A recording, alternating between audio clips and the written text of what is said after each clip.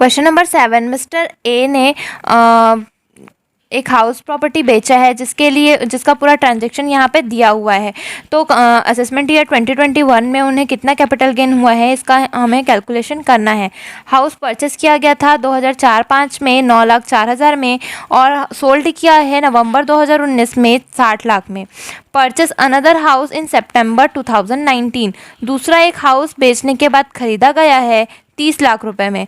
तो उनके index number भी बता दिए गए हैं। 4-5 में उनका इंडेक्स नंबर था 113 और 19-20 में था 289। तो हमको उनका कैलकुलेशन करना है कैपिटल गेन का। Question number 7, computation of taxable capital gain for the assessment year 2021। Full value of consideration, उन्होंने कितने रुपए में उसे बेचा, तो 60 लाख में बेचा है। उसके बाद एक्सपेंस ऑन ट्रांसफ़र, तो ट्रांसफ़र में कोई एक्सपेंस नहीं हुआ था तो 60 लाख को ही हम नेट वैल्यू ऑफ कंसिडरेशन मान लेंगे। इंडेक्स कॉस्ट ऑफ एक्विजिशन निकालेंगे, यानी कि कितने में ख़रीदा था, तो 9,04,000 में ख़रीदा था।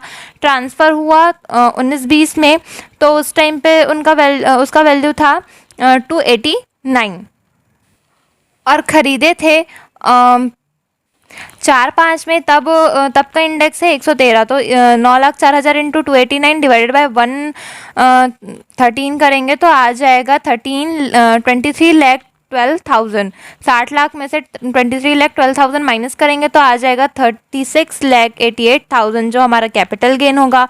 उसमें से हमको अब एग्जेम्पशन देना पड़ेगा 54 के अंदर।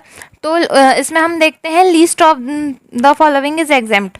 तो सबसे पहले होता है कॉस्ट ऑफ न्यू एसेट। तो कॉस्ट ऑफ न्यू एसेट कितने में ख़रीदा है नया मकान, तो 30 लाख में। और कैपिटल गेन उसको कितने का हुआ है, तो 36,88,000। तो इन दोनों में से छोटा क्या है, तो 30 लाख, इसलिए 36,88,000 में से 30,000 माइनस कर देंगे तो आ जाएगा 6,88,000 हमारा taxable long term capital gain. Question number 8, mister x ने अपने एग्रीकल्चर लैंड को 58 लाख में बेच दिया मई 15, 2019 को, जिसे उन्होंने खरीदा था 2004 में 11,30,000 में। 1 अप्रैल 2020 को उन्होंने एक दूसरा एग्रीकल्चर लैंड 20,000 का खरीदा और 6 लाख रुपए कैपिटल गेन अकाउंट में स्टेट बैंक ऑफ इंडिया में उन्होंने जमा करा दिए। तो जब भी कोई कैपिटल गेन अकाउंट में पैसा जमा कराया जाता है तो उसका भी छूट टैक्स से मिलता है, यानी कि ये भी एग्जेम्प्ट होगा। और अगर हाउस एग्रीकल्चर लैंड के बदले एग्रीकल्चर लैंड खरीदा जाता है तो उसका भी एग्जेम्पशन मिलता है। तो ये 54B के अंदर उन्हें एग्जेम्पशन मिल जाएगा।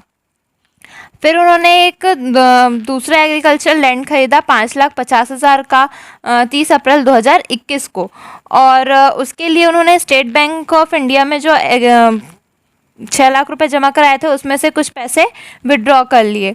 अब हम जितने भी पैसे उनके बचे उसे उन्होंने पूरा विड्रॉ कर लिया अक्टूबर 2021 में। तो हमें फाइंड आउट करना है उनका कैपिटल गेन असेसमेंट ईयर 2021 के लिए और 22-23 के लिए।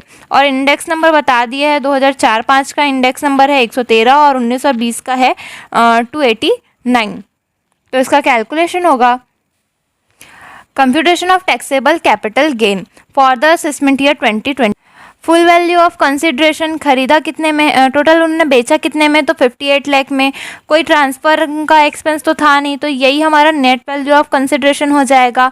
इसमें से हम index cost of acquisition minus करेंगे तो उन्होंने खरीदा था एग्रीकल्चर लैंड 11,30,000 में, और ट्रांसफ़र कब हो रहा है वो लैंड, तो 19-20 में, इसलिए यहाँ पे 289 लिखा। और इसे ख़रीदा कब था, तो 2004-05 में, तो यहाँ पे 113 आ गया।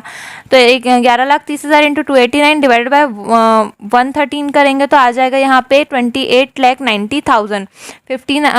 58 लाख में से 28,90,000 माइनस करेंगे तो आ जाएगा 29,100 जो हमारा लॉन्ग टर्म कैपिटल गेन होगा।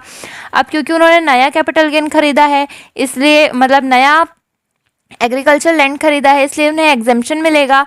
एग्रीकल्चर लैंड के बदले एग्रीकल्चर लैंड खरीदते हैं तो 54B के अंदर उनका एग्जेम्पशन मिलता है। तो एग्जेम्पशन अंडर 54B, तो इसमें भी देखते हैं अपन लोअर ऑफ। तो लॉन्ग टर्म कैपिटल गेन उनका हुआ था 29,10,000 का।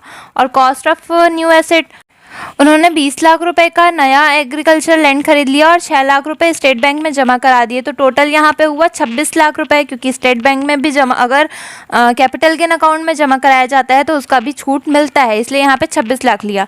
इन दोनों में से छोटा क्या है? 26 लाख, इसलिए 26 लाख का यहाँ पे एग्जेम्पशन मिल गया। तो 29,10,000 माइनस 26 लाख माइनस करेंगे तो आ जाएगा यहाँ पे 3,10,000 जो taxable long term capital gain होगा।